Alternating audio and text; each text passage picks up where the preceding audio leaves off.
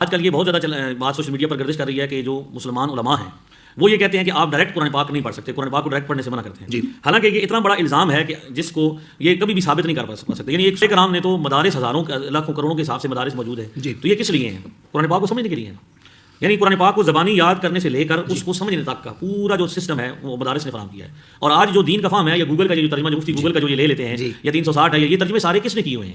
جس کو یہ اگر وہ ترجمہ ہاتھ رکھ لینا ہم اگر اس پر اگر کسی بندے کے سامنے جو ریسرچر ہے ہمارے سامنے اس کے سامنے اگر ہم ہاتھ رکھ لیں بھی عربی لکھی ہوئی ہے، نبی پاک نے تو حدیث عربی میں فرمائی ہے اور یہ اردو تو ہماری زبان ہے، تو حضرت عربی میں ڈائریکٹ ہمیں سمجھا کے دکھا تو وہ اس کے بغیر وہ ہمارے ترجمہ کیے بغیر وہ سمجھ نہیں پاتا. ایک تو بھائی ہم تو یہ کہتے ہیں دنیا میں آج تک قرآن کریم کو جتنے لوگ سمجھ رہے ہیں، جتنا سمجھا گیا ہے اور جتنا سمجھا جائے گا وہ استاد کی برکت سے سمجھا جائے گا. بھائی ہم یہ نہیں کہتے کہ آپ ڈائریکٹ نہ پڑھیں، ہم کہتے ہیں جب دنیا کی کتابیں انسانی کتابیں بغیر استادوں کے سمجھ نہیں آتی تو رحمانی کتاب بغیر استاد کے کیسے سمجھ آئے گی؟ یہ مسلمان بچوں کو یہ پیغام دے رہے ہیں کہ ہم نے کبھی بھی یہ نہیں کہا کہ قرآن پاک نہ پڑھو، ہم تو پڑھنے کے قابل بناتے ہیں، پڑھنے کے قابل بناتے ہیں، سمجھنے کے قابل بناتے ہیں. لہٰذا ہم نے کبھی بھی ایسا نہیں کہا کہ آپ نہ پڑھیں.